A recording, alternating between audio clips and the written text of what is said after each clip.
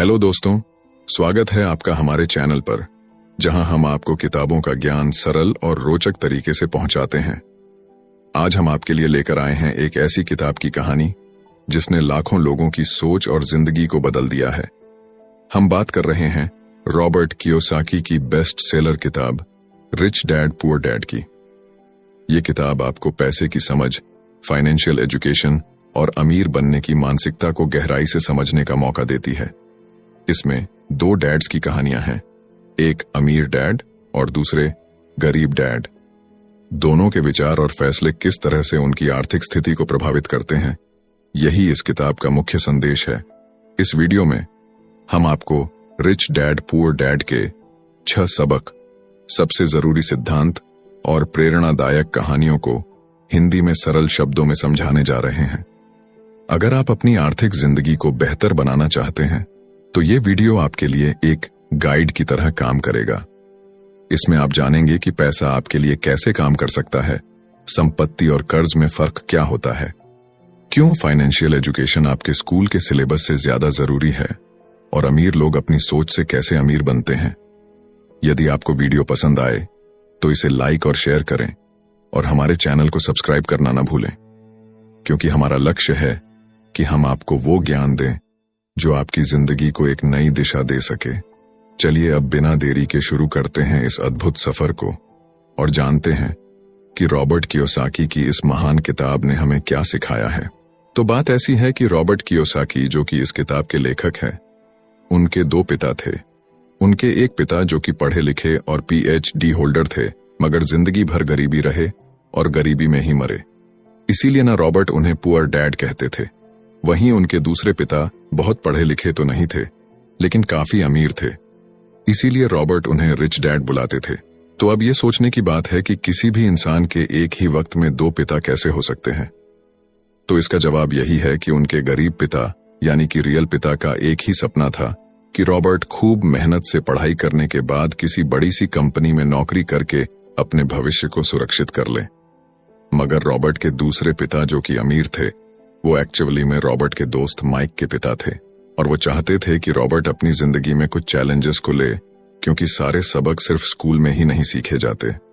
कुछ सबक ऐसे होते हैं जिन्हें इंसान अपनी जिंदगी के तजुर्बों से ही सीखता है। तो स्कूली पढ़ाई सिर्फ आपको अच्छे ग्रेड्स तो दिला सकती है, लेकिन जिंदगी की पढ़ाई बहुत कुछ सिखाती है। बेशक पढ़ाई लिखाई की अपनी अहमियत है, मगर सिर्फ इसके भरोसे बैठ करके ही सब कुछ हासिल नहीं किया जा सकता। तो चलिए जानते हैं कि एग्जैक्टली हमें क्या करना है और कैसे करना है। उसके लिए पहला सबक कहता है कि अमीर लोग पैसे के लिए काम नहीं करते। सुनने में थोड़ा अजीब है, लेकिन इस लाइन को समझने के लिए ये कहानी आपकी काफी मदद करेगी। तो होता ऐसा है कि एक आदमी था जिसके पास एक गड्ढा था। जब भी उसे अपने गड्ढे से कुछ मेहनत करवानी होती थी तो वो एक गाजर को उसके सामने लटका देता था। उस गाजर को देखते ही गधा उसे खाने के लालच में काम करता चला जाता था। उसे बड़ी उम्मीद थी कि एक दिन वो उस गाजर तक पहुंच ही जाएगा। अभी उस आदमी के लिए तो एक अच्छी खासी तरकीब बन गई काम करवाने की, मगर बेचारे गधे को कभी भी वो गाजर नहीं मिल पाई। अब पूछिए क्यों? क्योंकि वो गाजर बस एक छलावा है। बहुत से लोग ठीक उस गधे की तरह ही होते हैं। वो मेहनत पर मेहनत के लिए चले जाते हैं, इस उम्मीद में कि एक दिन वो अमीर बन जाएंगे, मगर पैसा उनके लिए महज एक सपना बन के रह जाता है। इस सपने के पीछे भागने से आप उस तक कभी नहीं पहुंच सकते। तो पैसे के लिए काम करने की बजाय पैसे को अपने लिए काम करने दीजिए। जब आप अमीर बनना चाहते हैं तो सिर्फ पैसे कमाने के लिए काम ना करें, क्योंकि जिस तरीके से हम अमीर बनने की राह में कदम बढ़ाते हैं, हमारा डर और लालच हम पर हावी होने लगता है कि कहीं हम गरीब के गरीब ही ना रह जाएं। बस इसी डर से हम और ज्यादा मेहनत करने में जुट जाते हैं। फिर हमारा लालच हम पर हावी होने लगता है। हम उन सारी खूबसूरत चीजों की कल्पना करने लगते हैं जो पैसे से हासिल की जा सकती हैं। अब यही डर और लालच हमें ऐसे चक्कर में उलझा देता है जो कि कभी भी खत्म नहीं होता। तो हम अब और मेहनत करते हैं कि और ज्यादा कमा सके, और फिर हमारा खर्च भी उसी हिसाब से बढ़ने लगता है। तो इसी को अमीर डैड राइट रेस कहते हैं। अब इसका नतीजा ये हुआ कि हम पैसे कमाने के लिए हद से ज्यादा मेहनत करते हैं, खर्च करते हैं, और ये एक ट्रैप है, यानी कि ये एक जाल है और आपको लालच और डर का ये ट्रैप अवॉइड करना है, क्योंकि हम में से ज्यादातर लोग जो अमीर होना चाहते हैं वो इसी ट्रैप का शिकार हो जाते हैं। तो पैसे के पीछे मत भागिए, बल्कि पैसे को अपने पीछे भागने के लिए मजबूर कर दीजिए। आपकी नौकरी लगी है तो आप काम पर यह सोच करके मत जाइए कि हर महीने आपको एक पे चेक लेना है, क्योंकि वो पे चेक आपके सारे बिल्स मुश्किल से ही भर पाता है। वैसे ये हर महीने की कहानी बन जाती है। फिर तंग आकर के आप कोई दूसरी नौकरी ढूंढ करके और ज्यादा मेहनत करने लगते हैं, लेकिन तब भी आप पैसे के लिए ही काम कर रहे होते हैं, और यही वजह है कि आप कभी भी अमीर नहीं बन पाते। सच का सामना कीजिए। आपकी जवाबदेही खुद के लिए है, ना कि दूसरों के लिए। तो आपके जो भी सवाल है वो आप खुद से पूछिए, क्योंकि उनका जवाब सिर्फ आपके ही पास है। क्या आप सिर्फ इसलिए काम कर रहे हैं कि आपकी जिंदगी में सिक्योरिटी रहे? एक ऐसी नौकरी जहां से आपको निकाले जाने का कोई डर ना हो, या फिर आप सिर्फ 2 पैसे कमाने के लिए काम करते हैं और आपको लगता है कि एक दिन आप इस तरीके से अमीर हो जाएंगे? क्या बस यही आपको सेटिस्फाई करने के लिए काफी है? अगर आपका जवाब हां है, तो मुझे आपकी सोच पर बड़ा अफसोस है, क्योंकि आपने जो अमीर बनने का सपना देखा है ना, वो कभी पूरा नहीं होने वाला। आप हमेशा गरीबी में ही जिएंगे। लेकिन अगर आपका जवाब ना है, तो आपका पहला कदम यह होगा कि सबसे पहले आप अपने मन से डर को हटा दीजिए, क्योंकि ज्यादा पैसा ना कमा पाने का डर और लालची आपको बगैर सोचे समझे काम करने के लिए मजबूर करता है, और हमारा यही कदम हमें नाकामयाबी की तरफ धकेलता है। बेशक हम सबके अंदर डर और चाहत की भावना होती है, और ये नेचुरल है, लेकिन उन्हें खुद पर इतना हावी ना होने दीजिए कि हम उनके बस में होकर के उलटे सीधे फैसले लेने लग जाएं। बेहतर होगा कि हम जो भी करें पहले उसके बारे में खूब सोच लें। हमेशा दिल से नहीं बल्कि दिमाग से काम लें। हर सुबह अपने आप से पूछिए कि क्या आप उतना कर पा रहे हैं जितना कि आपको करना चाहिए? क्या आप अपनी पोटेंशियल का पूरा इस्तेमाल कर पा रहे हैं? आम लोगों की तरह सोचना छोड़ दीजिए, जो काम सिर्फ और सिर्फ पैसे के लिए करते हैं। ये सोचना छोड़ दीजिए कि मेरा बॉस कम पैसे देता है, मुझे ज्यादा मिलना चाहिए, मैं ना इससे ज्यादा कमा सकता हूं। एक बात याद रखिए, आपकी परेशानियों के लिए सिर्फ आप जिम्मेदार हैं, कोई और नहीं। बॉस अगर आपकी सैलरी को नहीं बढ़ा रहा है तो उसे इल्जाम मत दीजिए। जब आप खुद की प्रॉब्लम्स की जिम्मेदारी लेते हैं तो सिर्फ आप ही उसका हल निकाल सकते हैं। और यही वो पहला सबक और पहला प्रिंसिपल है जो कि आमिर डैड ने रॉबर्ट को सिखाया। इस सबक का एक पार्ट ये भी था कि अमीर डैड ने उन्हें एक कन्वीनियंस स्टोर में काम करने पर लगा दिया। उन्हें इस काम के कोई पैसे नहीं मिले, वो बस काम करते रहे, और इसका फायदा ये हुआ कि वो अपने दिल से काम में लगे रहे, और इस दौरान कई नए आइडियाज उनके दिमाग में आते रहे। पैसे को अपने पीछे कैसे भगाया जाए, इस बारे में उन्हें कई विचार मिले। उन्होंने देखा कि उस स्टोर की क्लर्क कॉमिक्स बुक के फ्रंट पेज को 2 हिस्सों में फाड़ देती थी। आधा हिस्सा वो रख लेती और आधा हिस्सा फेंक देती थी, तो देर शाम में स्टोर में एक डिस्ट्रीब्यूटर आया करता था। वो कॉमिक्स बुक्स के ऊपरी आधे हिस्से को क्रेडिट के लिए लेता, पर बदले में नई कॉमिक्स बुक्स दे जाया करता। तो एक दिन उन्होंने उस डिस्ट्रीब्यूटर से पूछा कि क्या वो पुरानी कॉमिक्स बुक्स ले सकते हैं। वो इस शर्त पर मान गया कि वो उन कॉमिक्स को बेचेंगे नहीं। ये उनके दिमाग में बिजनेस का एक नया आइडिया था। उन्होंने वो पुरानी कॉमिक्स बुक्स अपने दोस्तों और बाकी बच्चों को पढ़ने के लिए किराए पर देनी शुरू कर दी। बदले में वो हर किताब का 10 सेंट किराया वसूल करते थे। हर किताब सिर्फ 2 घंटे के हिसाब से पढ़ने के लिए दी जाती थी, तो असल मायनों में वो उन्हें बेच नहीं रहे थे। उन्हें उस गैराज पर काम भी नहीं करना पड़ा जहां से वो कॉमिक्स किराए पर देते थे। उन्होंने माइक की बहन को काम पर रखा, जिसके लिए उसे हर हफ्ते $2 दिया जाता। तो एक ही हफ्ते में उन्होंने $9.5 कमाए, और इस तरह उन्होंने सीखा कि पैसे को खुद के लिए काम करने दो, न कि आप पैसे के लिए काम करो। तो इसी के साथ अब आगे है दूसरा सबक, जो कहता है कि फाइनेंशियल लिटरेसी क्यों सिखाई जाए। कहने का मतलब यह है कि 1923 यानी कि 1923 में एज वाटर बीच होटल शिकागो में एक मीटिंग हुई। दुनिया के बहुत से लीडर और बहुत ही अमीर बिजनेसमैन इस मीटिंग का हिस्सा बने। इनमें से थे एक बहुत ही बड़ी स्टील कंपनी के मालिक चार्ल्स शवाब और सैमुअल इंसुल, जो कि उस वक्त की लार्जेस्ट यूटिलिटी प्रेसिडेंट थे, और बाकी कई और भी बड़े बिजनेसमैन। तो इस मीटिंग के 25 साल बाद इनमें से कई लोग गरीबी से मरे, कुछ ने खुदकुशी कर ली, और भी कईयों ने तो अपना दिमागी संतुलन तक खो दिया था। तो असल बात यह है कि लोग पैसे कमाने में इतने मशगूल हो जाते हैं कि वो ये खास बात सीखना भूल जाते हैं कि पैसे को रखा कैसा जाए।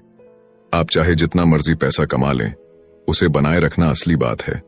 और अगर ये हुनर आपने सीख लिया तो अब किसी भी आड़े टेढ़े हालात, जो अक्सर कहा जाता है कि कोई इमरजेंसी आ गई या कोई अड्डी आ गई या कोई बुरा वक्त आ गया, तो आप उसका सामना आसानी से कर लेंगे। या हो सकता है कि अगर आप ठीक तरीके से प्लानिंग करें तो बुरा वक्त आए ही ना।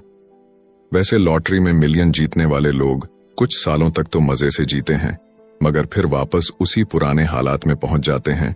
तो अधिकतर लोगों के सवाल होते हैं कि अमीर कैसे बने या अमीर बनने के लिए क्या करें। इन सवालों के जवाब से अधिकतर लोगों को निराशा ही होती है, मगर इसका सही जवाब होगा कि पहले आप फाइनेंशियल लिटरेट बनना सीखें। देखिए, अगर आपको एम्पायर स्टेट बिल्डिंग खड़ी करनी है तो सबसे पहले आपको एक गहरा खड्डा खोदना पड़ेगा, फिर उसके लिए एक मजबूत नींव रखनी पड़ेगी। लेकिन अगर आपको एक छोटा सा घर बनाना हो तो एक 6 इंच कंक्रीट स्लैब डाल करके भी आपका काम चल जाएगा। मगर अफसोस तो इसी बात का है कि हम में से ज्यादातर लोग 6 इंच स्लैब पर एक एम्पायर स्टेट बिल्डिंग खड़ी करना चाहते हैं, और वो ऐसा करते भी हैं तो जाहिर सी बात है कि बिल्डिंग टूटेगी ही टूटेगी। गरीब डैड रॉबर्ट से बस यही चाहते थे कि वो खूब पढ़ाई करे, लेकिन अमीर डैड उसे फाइनेंशियली लिटरेट बनाना चाहते थे। ज्यादातर स्कूल सिस्टम बस घर बनाना सिखाते हैं, मजबूत फाउंडेशन नहीं। स्कूली शिक्षा और पढ़ाई की अपनी अहमियत है, मगर असल जिंदगी में यही सब कुछ नहीं है। और इसी के साथ आगे है तीसरा सबक, जो कि कहता है कि लायबिलिटीज और एसेट्स के बीच में फर्क समझे और हमेशा एसेट्स खरीदे। वैसे सुनने में ये बड़ी आसान सी बात लगती है ना, लेकिन यही एक नियम है जो आपको अमीर बनाने में मदद करेगा। अक्सर गरीब और मिडिल क्लास लोग लायबिलिटीज को यानी कि जिम्मेदारियों को एसेट्स समझ लेते हैं, यानी कि अपनी संपत्ति समझ लेते हैं। मगर अमीर जानता है कि असल में एसेट्स होते क्या हैं, और वो वही खरीदता है अमीर डैड। किस यानी कि KISS किस प्रिंसिपल में यकीन रखते हैं, जिसका मतलब है कीप इट सिंपल स्टूपिड। उन्होंने लेखक और उसके दोस्त माइक को यही सिंपल बात सिखाई, जिसकी बदौलत वो इतनी मजबूत फाउंडेशन रखने में कामयाब रहे। इसी की यही सिंपल बात है कि लायबिलिटीज यानी कि अपनी जिम्मेदारियों और एसेट्स यानी कि संपत्ति के बीच में फर्क को समझे और एसेट्स खरीदे। लेकिन अगर ये इतना ही सिंपल है तो हर आदमी अमीर होता है ना। मगर यहाँ पर मामला उल्टा है। ये एक्चुअली में इतना सिंपल है कि हर कोई इस बारे में सोचता तक नहीं है। लोगों को लगता है कि उन्हें लायबिलिटीज और एसेट्स के बीच में फर्क पता है, मगर उन्हें सिर्फ लिटरेसी के बारे में मालूम है, फाइनेंशियल लिटरेसी के बारे में नहीं। मतलब ये कि इनकम स्टेटमेंट को प्रॉफिट और लॉस का स्टेटमेंट मानकर चलना चाहिए। इसका सिंपल सा मतलब है कि इनकम यानी कि आपके पास कितना पैसा आया, और एक्सपेंस यानी कि आपके पास से कितना पैसा खर्च हुआ। बैलेंस शीट एसेट्स और लायबिलिटीज के बीच बैलेंस बताती है। बहुत से पढ़े लिखे अकाउंटेंट को भी ये पता नहीं होता है कि आखिर बैलेंस शीट और इनकम स्टेटमेंट कैसे एक दूसरे से जुड़े हैं। और अगर हम इस बात को समझना चाहें तो एसेट्स वो चीजें होती हैं जो आपके लिए पैसे कमाने का काम करती हैं। मान लीजिए आप कोई घर खरीद करके उसे किराए पर देते हैं, तो उसी किराए से आप वो लोन भी चुका सकते हैं जो आपने घर खरीदने के लिए लिया था। अब घर भी आपका हुआ और उससे मिलने वाला किराया भी। इसके उलट लायबिलिटीज आपकी जेब से पैसे खर्च करवाती है, जैसे कि घर खरीद करके उसमें रहने से आपको कोई किराया नहीं मिलने वाला। तो अब आप समझ गए होंगे कि अगर अमीर बनना है तो एसेट्स खरीदिए, और गरीब ही रहना है तो लायबिलिटीज। अमीर लोगों के पास ज्यादा पैसा इसलिए होता है कि वो इस KISS keep it simple stupid principle पर यकीन करते हैं। वहीं दूसरी तरफ गरीब लोग इस प्रिंसिपल को ठीक से समझ ही नहीं पाते। इसीलिए इस बात पर जोर दिया जा रहा है कि सिर्फ लिटरेट नहीं बल्कि फाइनेंशियल लिटरेट बनिए। सिर्फ नंबर से कुछ नहीं होता। फर्क तो तब पड़ता है जब आप अपनी कहानी खुद लिखे। अधिकतर परिवारों में देखा गया है कि जो मेहनती होता है उसके पास पैसा भी ज्यादा होता है, मगर उसका फायदा क्या? जब सारा पैसा लायबिलिटीज में ही खर्च हो जाए तो आइए समझते हैं कि मिडिल क्लास आदमी अपना पैसा किस तरीके से खर्च करता है।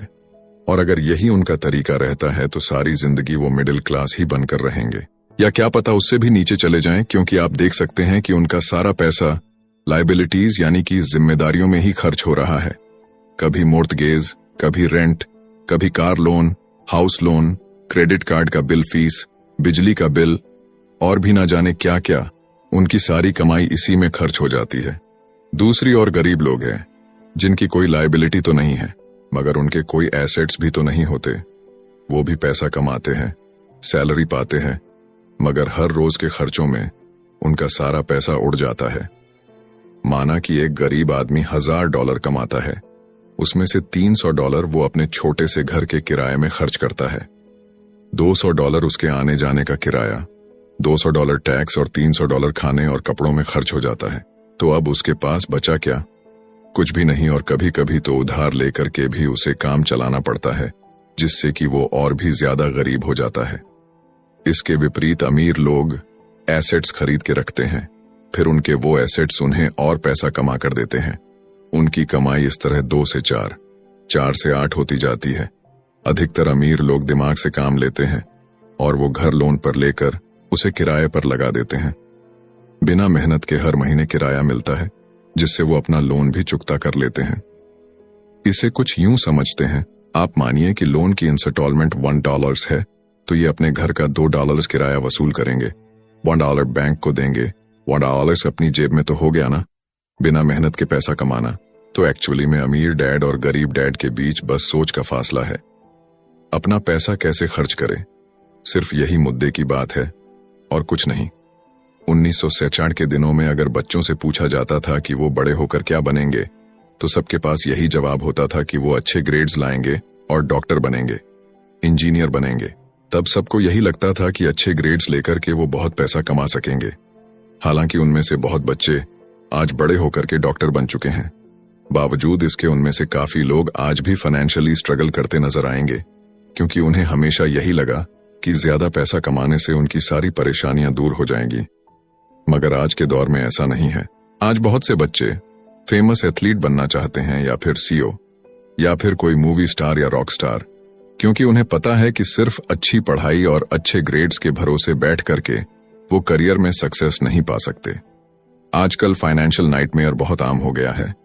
अक्सर नए शादीशुदा जोड़े ये सोचते हैं कि उनकी सैलरी अब डबल हो जाएगी, क्योंकि दोनों जने कमा रहे हैं।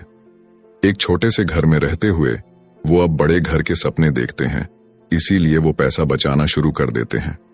इसकी वजह से उनका सारा ध्यान सिर्फ अपना कैरियर बनाने पर होता है। उनकी कमाई बढ़ने लगती है तो जाहिर है उसी हिसाब से खर्चे भी बढ़ेंगे।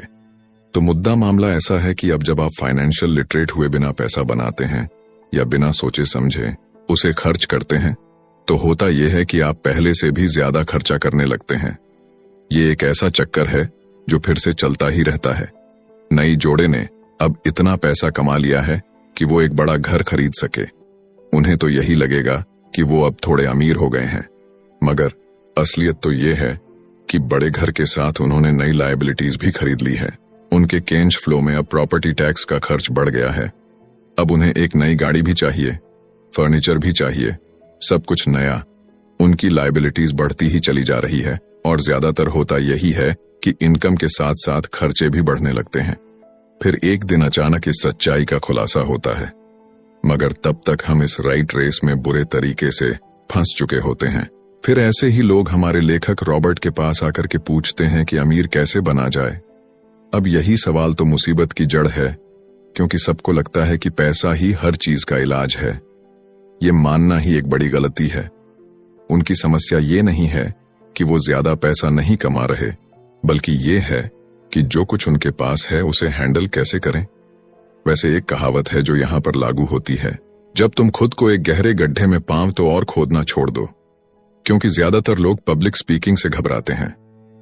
मनोचिकित्सक यानी कि साइकेट्रिस्ट का मानना है कि लोग इसलिए घबराते हैं क्योंकि उन्हें रिजेक्शन का डर होता है, औरों से अलग होने का डर होता है। लोग हमारे बारे में क्या सोचेंगे या हम पर वो कहीं हंसेंगे तो नहीं, बस यही सोचकर कि ज्यादातर लोग पब्लिक स्पीकिंग से दूर भागते हैं। वो वही करना पसंद करते हैं जो सब कर रहे होते हैं। ऐसे लोग खुद को भीड़ का हिस्सा बना करके संतुष्ट हो जाते हैं। आपका घर आपका सबसे बड़ा एसेट है, लोन लीजिए। अरे अब तो प्रमोशन हो गया है, अब तो सैलरी बढ़ गई है, तो नया घर तो ले ही लो। यही सब बातें ना हम लोगों से सुनते आ रहे हैं, और फिर हम भी ना उसी रास्ते पर चल पड़ते हैं, क्योंकि जो सब कर रहे हैं वो जरूर से सही ही होगा। भाई इतने सारे लोग मिलकर के कोई गलती तो नहीं कर सकते। ना ऐसा हम सोचते हैं, राइट? मगर नहीं, ऐसा बिल्कुल भी नहीं है। अमीर डैड ने कहा था कि जापानीज लोग 3 चीजों की ताकत जानते थे: तलवार, कीमती जवाहरात और शीशा। तलवार बाजुओं की ताकत का प्रतीक है, कीमती जवाहरात पैसे की ताकत का, और शीशा खुद के अंदर छुपी हुई ताकत को दिखाता है, और वही हमारी सबसे बड़ी ताकत है। जब आप खुद को जानते हैं शीशे के सामने, अगर आप खुद से सवाल पूछ सकते हैं कि मैं सही हूं या मुझे भी भीड़ का हिस्सा बनकर रहना चाहिए, तो जो जवाब आपको मिलेगा बस वही आपकी असली ताकत है। तो गरीब और मिडिल क्लास खुद को पैसे का गुलाम बनने देते हैं, इसीलिए वो कभी भी अमीर नहीं बन पाते।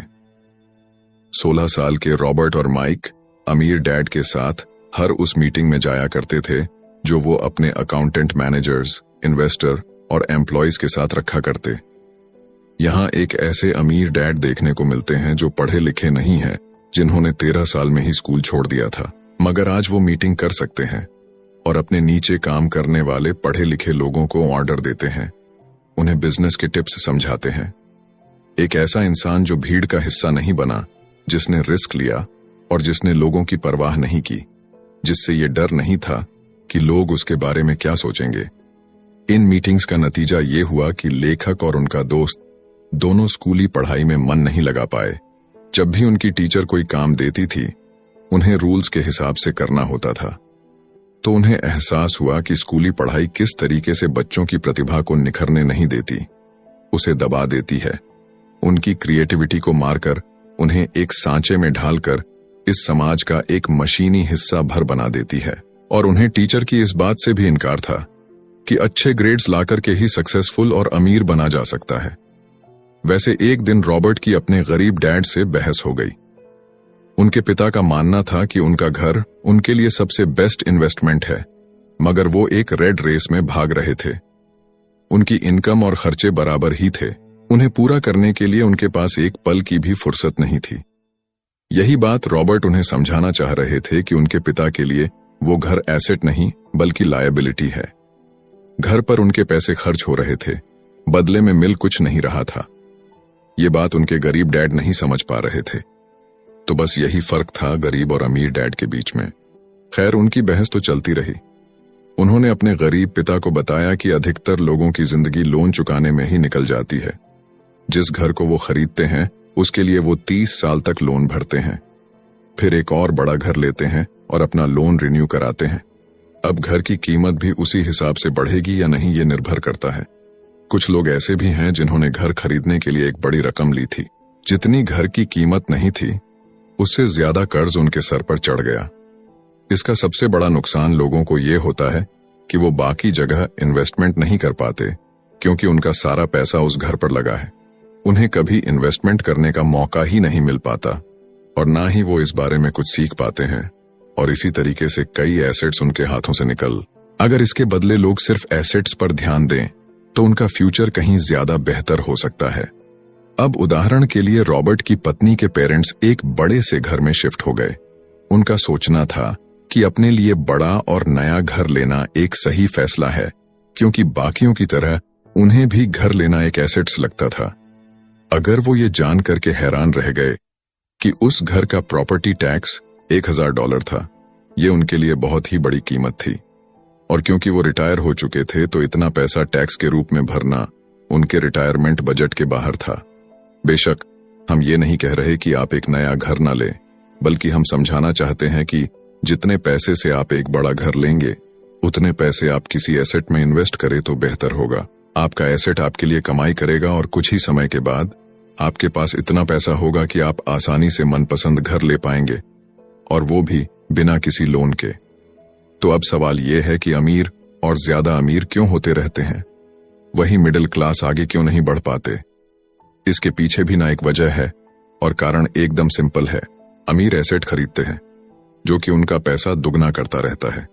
उस पैसे से उनके सारे खर्चे मजे में निपट जाते हैं, और मिडिल क्लास क्या करते हैं? वो तो बस महीने की एक तारीख का इंतजार करते हैं।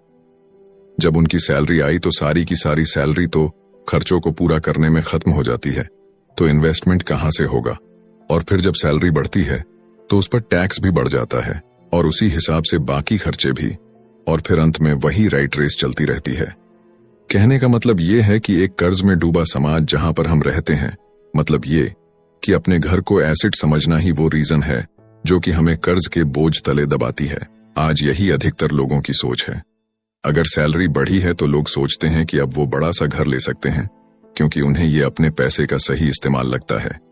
इसके बदले अगर वो पैसा सही जगह लगाया जाए तो उनकी जिंदगी हमेशा के लिए बदल सकती है। लेकिन ऐसा हो नहीं पाता, क्योंकि उनका सारा वक्त हाड़ तोड़ मेहनत करने में चला जाता है। अपनी नौकरी को सेफ जोन समझ करके वे उससे अलग कुछ सोच ही नहीं पाते, और साथ ही उन पर कर्ज का इतना बोझ होता है कि वो नौकरी छोड़ने का रिस्क ले ही नहीं सकते। अब जरा खुद से सवाल कीजिए कि आज आप नौकरी छोड़कर बैठ जाते हैं तो कितने दिन आपका गुजारा चलेगा? क्योंकि अगर आप फाइनेंशियली लिटरेट नहीं है, अगर आपने सारी उम्र सिर्फ सैलरी के भरोसे ही काटी है और एसेट्स के बदले आपने लायबिलिटीज पाल ली है, तो यकीनन आपकी जिंदगी बहुत ही कड़ी चुनौती है। सिर्फ नेटवर्थ के भरोसे आपका काम नहीं चल सकता। नेटवर्थ बताता है कि आपके पास वाकई में कितना पैसा है, चाहे वो गैराज में पड़ी पुरानी कार के रूप में ही क्यों ना हो। अब भले ही वो कार कुछ काम की ना हो, जबकि वेल्थ का मतलब है कि आपके पास जो पैसा है उससे आप कितना और पैसा कमा रहे हैं। जैसे कि मान लीजिए कि आपके पास कोई एसेट है जिससे हर महीने मुझे $3000 की कमाई हो जाती है और हर महीने आपके $6000 खर्च होते हैं, तो मैं सिर्फ आधे महीने ही अपना गुजारा कर पाऊंगी। तो सल्यूशन ये होगा कि अपने एसेट से मिलने वाले पैसे को आप बढ़ा दें। जब वो $6000 आपको मिलने लगेगा तो आप रातों रात अमीर नहीं हो जाएंगे, मगर इस तरह आप वेल्थी होने लगेंगे। अब अगर आप अचानक नौकरी छोड़ते भी हैं तो आपके एसेट्स आपका सारा खर्च कवर कर लेंगे। अब वेल्थी तभी बन पाएंगे जब आपके खर्च आपके एसेट्स की ग्रोथ से कम रहे, और इसी के साथ आगे है चौथा सबक, जो कहता है कि अपने काम से काम रखें। दुनिया की सबसे बड़ी फूड चैन मैकडोनाल्ड के फाउंडर रे क्रॉकनी एक MBA क्लास में की स्पीच थी। ये 1947 की बात है। उनकी ये स्पीच बड़ी ही शानदार थी। लोगों को प्रेरित करने वाले स्पीच के बाद जब MBA क्लास के स्टूडेंट्स ने कुछ वक्त उनके साथ बिताने की गुजारिश की तो वो उनके साथ बियर पीने चले गए। बातों बातों में रे ने अचानक एक सवाल किया कि क्या आप लोग जानते हैं कि मैं किस बिजनेस में हूं? अब ये बात तो सबको मालूम थी कि वो हैमबर्गर बेचते थे। इस बात पर वो हंसने लगे और बोले कि उनका असल बिजनेस तो रियल एस्टेट है, क्योंकि मैकडोनाल्ड के लिए हर लोकेशन का चुनाव सोच समझ कर किया जाता है। जहां उसकी फ्रेंचाइज बनाई जाती है वो जमीन भी साथ ही बेची जाती है। तो इसका सीधा सा मतलब है कि मैकडोनाल्ड की फ्रेंचाइज खरीदने वाले को वो जमीन भी खरीदनी पड़ती थी। तो इस तरीके से ये एक रियल एस्टेट बिजनेस भी हुआ। यही सबक अमीर डैंड ने रॉबर्ट को सिखाया कि अक्सर लोग खुद के लिए छोड़ करके बाकी सबके लिए काम करते हैं। वो टैक्स पे करके गवर्नमेंट के लिए काम करते हैं, वो उस कंपनी के लिए काम करते हैं जहां वो नौकरी करते हैं, बैंक का मॉर्टगेज देकर उसके लिए काम करते हैं। और ये सब इसलिए क्योंकि हमारा एजुकेशन सिस्टम ही ऐसा है। स्कूल हमें एम्प्लॉय बनना सिखाता है, ना कि एम्प्लॉयर। जो आप पढ़ते हैं वही आप बनते हैं। अगर आपने साइंस पढ़ी है तो डॉक्टर, मैथमेटिक्स पढ़ी है तो इंजीनियर, मतलब जो भी आपने पढ़ा है वो आप बने। अब मुसीबत तो ये है कि इससे छात्रों का कोई भला नहीं हो पाता, क्योंकि वो नौकरी और बिजनेस के बीच के फर्क में उलझ कर रह जाते हैं। जब कोई पूछता है कि आपका क्या बिजनेस है तो आपको ये नहीं बोलना चाहिए कि मैं तो एक डॉक्टर हूं या एक बैंकर हूं, क्योंकि वो आपका प्रोफेशन है, बिजनेस नहीं। कहने का मतलब ये है कि आप जो भी करते हैं उसे अपना बिजनेस बनाइए, नौकरी नहीं। अपनी सारी उम्र दूसरों के लिए काम करके उन्हें अमीर करने में बर्बाद ना करें, बल्कि खुद की जिंदगी को खुशहाल बनाने के लिए काम करें। बहुत से लोगों को इस बात का एहसास बड़ी देर से होता है कि उनका हाउस लोन उनकी जान ले रहा है, और फिर उन्हें लगता है कि जिसे वो एसेट मानने की गलती कर रहे थे, एक्चुअली कभी वो एसेट था ही नहीं। जैसे उन्होंने कार ली तो उससे जुड़े तमाम खर्चे उनकी लायबिलिटीज बन गए, तो उनकी मुसीबतें शुरू हो जाती हैं। इसीलिए तो हम एसेट कॉलम पर इतना ज्यादा जोर दे रहे हैं ना कि आपकी इनकम कॉलम पर, और यही फाइनेंशियली सिक्योर होने का सही तरीका है। आप कितने अमीर हैं ये जानने का सही तरीका नेटवर्थ इसलिए नहीं है, क्योंकि जब भी आप अपने एसेट बेचते हैं तो उन पर भी टैक्स लगता है। आपको उतना पैसा नहीं मिलता जितना कि आप सोचते हैं। आपके बैलेंस शीट के हिसाब से आपको जितना भी पैसा मिलेगा उस पर भी आपको टैक्स देना पड़ेगा। ये किताब आपको कभी ये सलाह नहीं देगी कि आप अपनी नौकरी छोड़ें। आप अपनी नौकरी करते रहिए और साथ ही एसेट्स भी खरीदते रहिए। और एसेट्स से मेरा मतलब है सही और असली मायने में एसेट्स। मैं ये नहीं कहूंगी कि आप कोई कार्ड लीजिए, क्योंकि वो मेरी नजर में एसेट्स यानी कि संपत्ति नहीं है, क्योंकि जैसे ही आप उसे चलाना शुरू करते हैं वो अपनी कीमत का 25% खो देती है।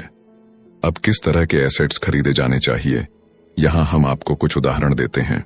ऐसा बिजनेस जहां आपकी मौजूदगी जरूरी ना हो, जो दूसरे लोग आपके लिए चलाएं, क्योंकि आप वहां पर ज्यादा वक्त देंगे तो वो बिजनेस नहीं, नौकरी होगी। दूसरा है रियल एस्टेट पे पैसा लगाएं। तीसरा है स्टॉक और बांड खरीदे। तो जब एसेट खरीदे तो अपनी पसंद की चीजों पर पैसा लगाएं, क्योंकि आपका मन होगा तभी आप उस पर ध्यान दे पाएंगे। अगर उसमें आपकी रुचि होगी तो आप उसे बेहतर समझ पाएंगे। रॉबर्ट को रियल एस्टेट और स्ट्रोक्स में रुचि थी, खासकर छोटी कंपनीज में इन्वेस्ट करना। अपने अमीर डैड की सलाह पर उसने अपनी नौकरी कभी नहीं छोड़ी। वो जॉब करता रहा, साथ ही अपने एसेट कॉलम को बड़ा और मजबूत बनाता चला गया। एक पैसा भी जो आप कमाते हैं उसे बेकार न जाने दें। अपने पैसे को अपना गुलाम मानकर चलिए, जो कि आपके लिए काम करे। आप लग्जरी खरीदना चाहते हैं, शौक से खरीदे, कोई बड़ी बात नहीं, मगर ये ना भूले कि अमीर और मिडिल क्लास में यही सोच का फर्क है। जहां मिडिल क्लास पैसा आते ही पहले लग्जरी में खर्च करेगा, वहीं अमीर आदमी उसे अंत में खरीदेगा। और इतना समझ लेने के बाद अब अगले सबक में आप अमीर लोगों के सबसे बड़े सीक्रेट के बारे में जानेंगे। तो 5वां सबक कहता है कि अमीर पैसा इन्वेंट करते हैं। अलेक्जेंडर ग्राहम बेल ने टेलीफोन इन्वेंट करने के बाद उसे पेटेंट कर दिया था। इनका बिजनेस बढ़ा और संभालने में मुश्किल होने लगी तो वो वेस्टर्न यूनियन गए और उन्हें अपना पेटेंट और छोटी सी कंपनी $1 लाख में बेचने की पेशकश की। उस वक्त की वेस्टर्न यूनियन के प्रेसिडेंट ने पेशकश को ठुकरा दिया। उन्हें ये दाम कुछ ज्यादा ही लग रहे थे और फिर उसके बाद एक बड़ी कंपनी AT&T का जन्म हुआ। रॉबर्ट 1984 से प्रोफेशनल तौर पर पढ़ा रहे हैं। एक चीज जो हजारों लोगों को पढ़ाने के बाद उन्होंने जानी तो वो ये कि उन सब लोगों में पोटेंशियल था, बल्कि हर एक इंसान में पोटेंशियल है जो कि हमें महान बना सकती है। इसके बावजूद जो हमें रोकता है वो है खुद पर डाउट रखना। स्कूल छोड़ने के बाद हमें पता चलता है कि जिंदगी में आगे बढ़ने के लिए सिर्फ ग्रेड्स ही काफी नहीं होते। जैसे सिर्फ स्मार्ट लोग ही आगे नहीं बढ़ते, बल्कि वे बढ़ते हैं जो कि बोल्ड भी होते हैं। ये सच है कि फाइनेंशियल जीनियस होने के लिए इसकी नॉलेज भी होनी चाहिए, मगर साथ ही हिम्मत और बोल्डनेस भी चाहिए। ज्यादातर लोग पैसे के मामले में कोई रिस्क नहीं लेना चाहते, मगर अमीर होने के लिए आपको रिस्क लेने ही पड़ेंगे, क्योंकि हो सकता है कि आने वाले सालों में एक नया बिल गेट्स पैदा हो या अगला अलेक्जेंडर और बाकी शायद दिवालिया बनकर गरीब हो जाए। अब ये आपकी मर्जी है, आप इनमें से क्या बनना चाहते हैं। अगर आप अपना फाइनेंशियल IQ बढ़ाते हैं तो बहुत कुछ हासिल कर सकते हैं, और अगर नहीं तो आने वाले साल और भी डरावने हो सकते हैं, क्योंकि हर पुराना जाता है तो नया आता है। तो जो आज है वही सबसे खुशहाल वक्त है। आज के दौर में लोग ज्यादा फाइनेंशियली स्ट्रगल कर रहे हैं क्योंकि उनकी सोच अभी भी पुरानी है। फिर वे अपनी गलती ना मानकर या तो अपने बॉस को इल्जाम देंगे या नई टेक्नोलॉजी को। जो कभी कल के दौर में एसेट था वही आज लायबिलिटी बन चुका है, तो आपको अपडेट रहने की जरूरत है। रॉबर्ट ने एक गेम डिजाइन किया जिसे वो कींच फ्लो कहते हैं। ये लोगों को सिखाता है कि पैसा कैसे काम करता है, अमीर बनने की राह क्या है और राइट रेस से बाहर कैसे निकले। ये सारी चीजें इस गेम से समझाने की कोशिश की गई है। एक दिन एक औरत आई। गेम खेलने के दौरान उसने एक बोर्ड कार्ड जीता, जिसका मतलब था कि उसने उस गेम में एक बोर्ड जीती। वो औरत बड़ी खुश हुई, मगर जब उसे पता चला कि वोट लेने के लिए तो उसे एक बड़ी रकम टैक्स भरनी होगी, तो उसकी खुशी गायब हो गई। वो वोट उसके लिए अब एसेट नहीं बल्कि लायबिलिटी बन गई। उसे पता चला कि ऐसे तो ये वोट उसकी जान ही ले लेगी। उसे ये आइडिया समझ में ही नहीं आया और रिफंड की मांग की। उसे उसके पैसे वापस मिल गए और वो चली गई, मगर बाद में उसने फोन करके बताया कि उसे अब गेम का आइडिया कुछ समझ में आने लगा था। वो उस गेम से अपनी लाइफ को जोड़ करके देख पा रही थी। पैसा कैसे काम करता है, इस बात को समझ ना पाने की वजह से उसका गुस्सा जायज था। हम भी अक्सर यही करते हैं। जो बात हमारी समझ से परे होती है उस पर गुस्सा आता है और हम जिंदगी की हर परेशानी के लिए उसे ब्लामे करना शुरू कर देते हैं। मगर अगर ठंडे दिमाग से सोचे तो ये तरीका एकदम गलत होगा। बेहतर होगा कि हम उन्हें समझने की कोशिश करें तो गेम ऑफ लाइफ जीत सकते हैं। बहुत से लोग कैश फ्लो गेम में खूब पैसा जीतते हैं, फिर उन्हें समझ ही नहीं आता कि उस पैसे का क्या करें, तो वो हैरान होने लगते हैं। इसकी वजह है उनकी पुरानी सोच जो आगे नहीं बढ़ने देती, और फिर वो बाद में सारा पैसा ही हार बैठते हैं। कुछ लोग कहते हैं कि वे हार गए क्योंकि उनके पास सही पत्ते नहीं थे। बहुत से लोग इस तरह जिंदगी में सही मौकों की तलाश में बैठे रहते हैं। कुछ लोग तो सही मौका मिलता भी है तो उसका फायदा नहीं उठा पाते क्योंकि वो कहेंगे कि उनके पास पैसा ही नहीं था। अब कुछ ऐसे भी होते हैं जिन्हें पैसा और मौका दोनों मिले, फिर भी वो कुछ हासिल नहीं कर पाए क्योंकि एक्चुअली में वो समझ ही नहीं पाए कि ये एक अपॉर्चुनिटी है। फाइनेंशियल इंटेलिजेंस का मतलब है कि आप पैसे को लेकर कितने क्रिएटिव हो सकते हैं। अगर आपको मौका मिलता है तो बगैर पैसे के आप क्या करेंगे, और अगर पैसा है मगर मौका नहीं तो उस सूरत में आप क्या करेंगे। ये सब आपकी फाइनेंशियल इंटेलिजेंस पर निर्भर करता है। ज्यादातर लोग इस बात का एक ही सॉल्यूशन जानते हैं कि खूब मेहनत करके खूब पैसा कमाया जाए, लेकिन आपको सीखना है कि अपने लिए मौका कैसे पैदा किया जाए, न कि उसके इंतजार में बैठे रहे। सबसे खास बात अमीरों की जो है वो ये है कि उन्हें पता है कि पैसा असली चीज नहीं है। असली चीज है इसका सही मतलब जानना, ये जान लेना कि जो हमें चाहिए वो हम इससे बना सकते हैं। हमारा दिमाग हमारे लिए सबसे बड़ा एसेट होता है। यही हमें सुपर रिच बना सकता है या सुपर पुअर, निर्भर करता है कि हम कैसे इसका इस्तेमाल करें। जो लोग सफल हैं उनके साथ कदम मिलाकर चलना है तो आपको ये सीखना पड़ेगा कि पैसा बढ़ाने की चाहत को खुद के अंदर कैसे पैदा करें। आपको अपने सबसे बड़े एसेट यानी कि आपके दिमाग को इन्वेस्ट करने की जरूरत है। आपको फाइनेंशियली इंटेलिजेंट होना पड़ेगा। तो आइए इसे हम समझते हैं एक उदाहरण से। 1990 के दशक में एरिजोना और फिनिक्स के आर्थिक हालात बुरे चल रहे थे। वहां के लोगों को हर महीने $100 बचाने की सलाह दी जा रही थी। बुरे वक्त के लिए पैसा बचाने का विचार कुछ हद तक सही भी है, मगर उस पैसे का क्या फायदा जो आप जमा करते जाते हैं। इससे तो अच्छा है कि उनका कुछ हिस्सा इन्वेस्ट किया जाए जो कि आगे चलकर आपको फायदा दे। खैर, बात करते हैं एरिजोना और फिनिक्स के लोगों की जो आर्थिक तंगी झेल रहे थे। ऐसे में इन्वेस्टर को ये एक बढ़िया मौका लगा। लोग जो अपनी प्रॉपर्टी अपने पौने दामों में बेच रहे थे उसे कई इन्वेस्टर्स ने हाथों हाथ खरीद लिया। रॉबर्ट ने भी $75,000 की कीमत वाला एक घर सिर्फ $20,000 में खरीद लिया। इसके बाद उन्होंने अर्तोनी के ऑफिस में एक ऐड दिया, $75,000 वाला घर सिर्फ $60,000 में। बस इसे लेने के लिए ग्राहक टूट पड़े। रॉबर्ट का फोन बजना बंद ही नहीं हो रहा था कि ये पैसा उनको उस एसेट से मिलने जा रहा था जो उन्होंने प्राइमरी नोट के रूप में ग्राहक से लिया था, और उन्हें ये पैसा कमाने में केवल 5 घंटे लगे। उन्होंने जो $40,000 इन्वेंट करे वो उनके एसेट कॉलम से क्रिएट हुए थे, और बगैर टैक्स के उन्होंने अचानक ही मिले एक मौके का फायदा उठाकर ये पैसा क्रिएट अपने इनकम कॉलम में ऐड कर लिए। कुछ सालों के बाद ही उनके इस बिजनेस ने इतना पैसा क्रिएट किया कि उनकी कंपनी की कार, गैस, इंश्योरेंस, क्लाइंट के साथ डिनर ट्रिप और बाकी चीजें सब कवर हो गईं। जब तक गवर्नमेंट उन खर्चों पर टैक्स लगाती, इनमें से ज्यादातर चीजें प्री टैक्स एक्सपेंसेस में खर्च हो चुकी थीं। कुछ सालों के बाद ही जो घर $60,000 में बिका था अब वो $1,10,000 का था। अभी भी उनके पास कुछ मौके थे, मगर वो इतने कम थे कि उनके लिए रॉबर्ट को एक वैल्यूएबल एसेट लगाना पड़ता, और अपना वक्त भी तो वो आगे बढ़ गए।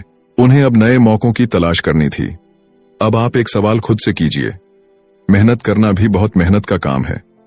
50% टैक्स भरिए और बाकी बचाइए। अब वो सेविंग्स आपको 5% इंटरेस्ट देगी, और फिर उस पर भी आप और टैक्स भरे। इससे तो अच्छा होगा कि आप अपना पैसा और टाइम अपने सबसे पावरफुल एसेट यानी कि अपने दिमाग पर इन्वेस्ट करें और फाइनेंशियली इंटेलिजेंट बने। ये दुनिया कभी भी एक सी नहीं रहती, जो आज या कल नहीं होगा। कभी मंदी तो कभी तेजी का दौर चलता रहेगा। वक्त के साथ टेक्नोलॉजी और भी बेहतर होती जाएगी। आज मार्केट ऊपर है तो कल नीचे होगा। खासकर स्टॉक मार्केट तो हर रोज बदलता है, मगर इससे आपको क्या फर्क पड़ेगा? अगर आप फाइनेंशियली इंटेलिजेंट है तो क्योंकि आप तो हर हालात के लिए तैयार रहेंगे। आपको जिंदगी में बेशुमार मौके मिलेंगे जहां पर आप अपनी फाइनेंशियल इंटेलिजेंट का फायदा उठा सकते हैं। जरूरत है तो बस उन मौकों को लपकने की। अमूमन हम दो तरह के इन्वेस्टर देख सकते हैं। पहले वो जो पैकेज इन्वेस्टमेंट खरीदते हैं, और ये काफी आसान और बगैर झंझट का काम है। दूसरे इन्वेस्टर अपने लिए खुद ही इन्वेस्टमेंट क्रिएट करते हैं। इनको आप प्रोफेशनल भी कह सकते हैं। जितना ये इन्वेस्ट करते हैं उससे कई गुना ज्यादा पैसा बना लेते हैं।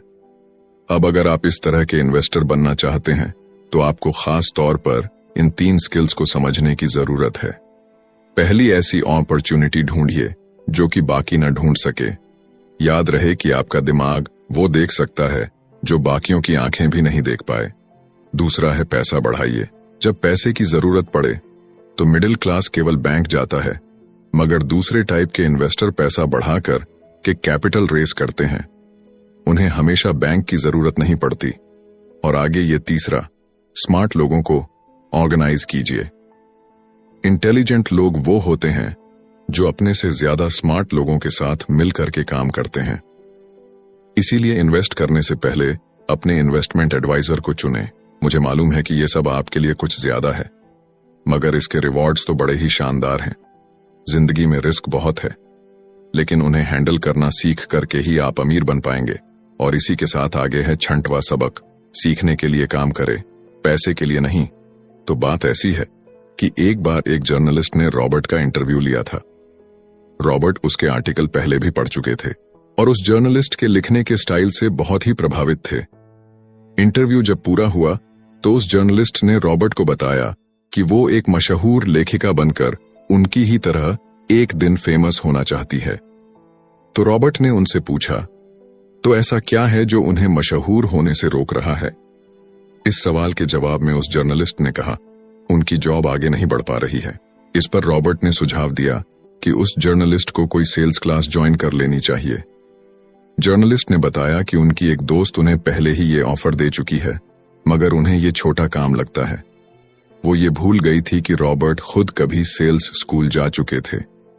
तो इस बात का पॉइंट ये है कि अगर आपके पास कोई टैलेंट है जिसके दम पर आप कुछ पैसा कमाना चाहते हैं, तो आपका टैलेंट काफी नहीं होगा, क्योंकि उस टैलेंट को कैसे भुनाया जाए जब तक आप ये बात नहीं जानते, आपका टैलेंट यूं ही बेकार है। जब तक आप उसे लोगों के सामने पेश करने का हुनर नहीं सीख जाते, आप कुछ नहीं कमा सकते। तो बेचने की कला सीखने में कोई शर्म की बात नहीं है। किसी भी सेल्समैन को इसके लिए शर्मिंदा नहीं होना चाहिए। एक तो सबसे बड़ा फर्क अमीर डैड और गरीब डैड के बीच में था।